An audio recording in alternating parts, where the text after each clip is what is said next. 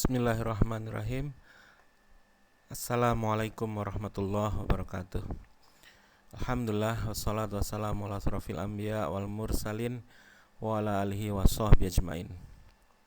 Santri kelas 9 Pondok Pesantren Husnul Khotimah, pada pelajaran 2020-2021 ini pembelajaran IPA terpadu akan diampu oleh Ustadz Supriyadi dan oleh Ustadz Sunarno.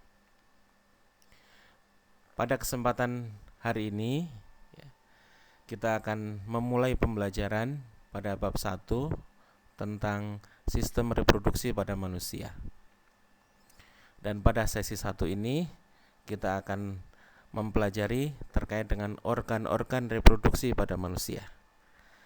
Baik, let's go, kita segera mulai.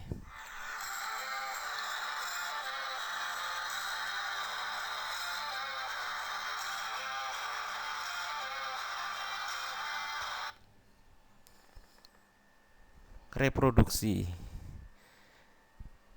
Salah satu ciri makhluk hidup adalah berkembang biak atau reproduksi. Mudah-mudahan ciri yang lain masih hafal ya. Ciri yang lain ada bernafas, ada butuh makanan dan air, beradaptasi, kemampuan untuk peka dan tanggap terhadap rangsangan. Makhluk hidup juga tumbuh dan bergerak. Pertanyaannya, mengapa setiap makhluk hidup perlu melakukan reproduksi?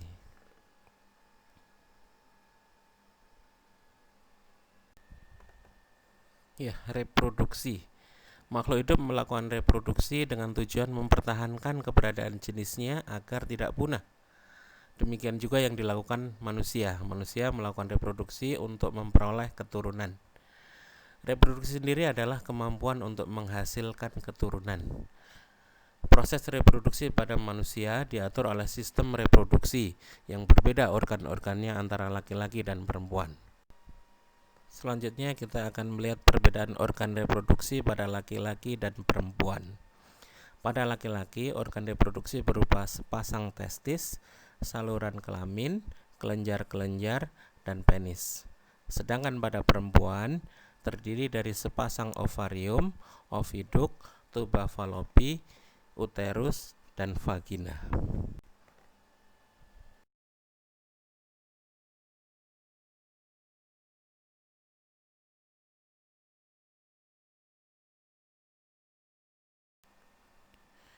Satu-satu akan kita bahas. Organ reproduksi yang pertama adalah testis. Ini berfungsi untuk menghasilkan sperma dan hormon testosteron. Testis ini menghasilkan jutaan sperma setiap hari mulai dari masa pubertas sampai meninggal dunia, manakala yang bersangkutan sehat. Jika tidak dikeluarkan, sel-sel sperma ini akan mati dan diserap kembali oleh tubuh. Kemudian ada epididymis, berfungsi untuk mengabsorpsi atau menyerap dan menyimpan sementara sperma sehingga kental. Ada vas deferens, saluran penghubung antara epididymis dengan uretra pada penis, yang pada ujungnya terdapat saluran ejakulasi. Uretra ini adalah saluran untuk mengeluarkan sperma dan urin juga. Organ reproduksi yang lain adalah kelenjar. Satu, kelenjar seminalis, vesica seminalis, merupakan kantong semen atau mani yang dindingnya menghasilkan cairan lendir yang mengandung fruktosa, asam askorbat, dan asam amino, yang berfungsi sebagai makanan dan pelindung sperma sebelum membuahi ovum. Ada kelenjar prostat yang menghasilkan cairan basa berwarna putih susu, berfungsi untuk menetralkan sifat asam pada cairan vagina sehingga sperma dapat bergerak dengan aktif. Nah, campuran dari sperma dengan cairan-cairan inilah yang disebut sebagai mani.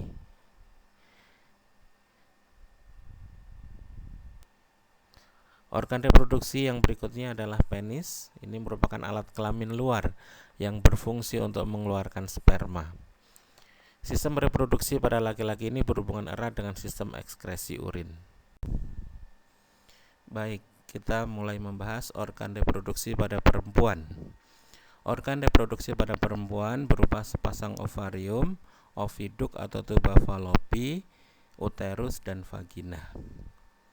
Perhatikan letak masing-masing organ reproduksi ini pada gambar di samping.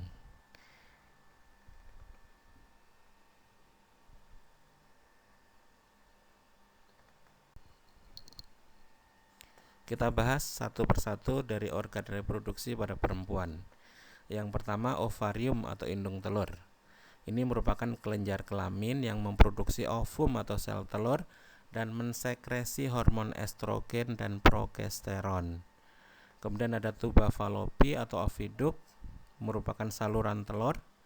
Ini menyalurkan sel telur ke uterus atau rahim dengan gerakan peristaltik dan dibantu oleh gerakan silia pada dindingnya. Pada saluran ini juga kemungkinan terjadi fertilisasi atau pembuahan, yakni pertemuan antara sel telur dengan sel sperma. Ovulasi adalah proses keluarnya ovum dari ovarium. Ovum akan bergerak ke rahim. Bersamaan dengan proses ini, dinding rahim menjadi tebal seperti spons penuh dengan pembuluh darah yang siap menerima zigot.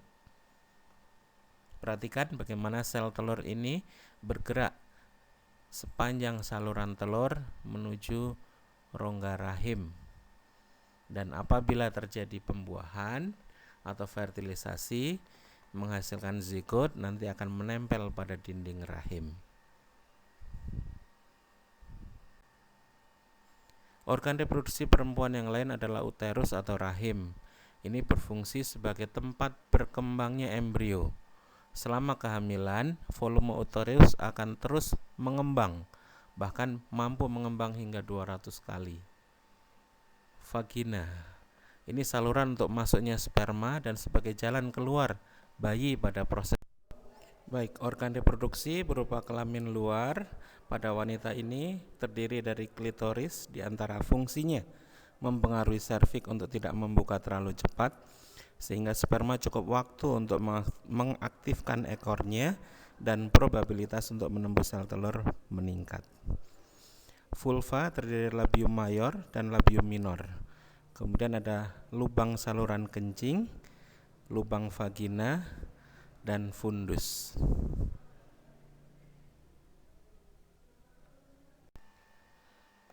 Baik, cukup sekian untuk sesi pembelajaran yang pertama ini.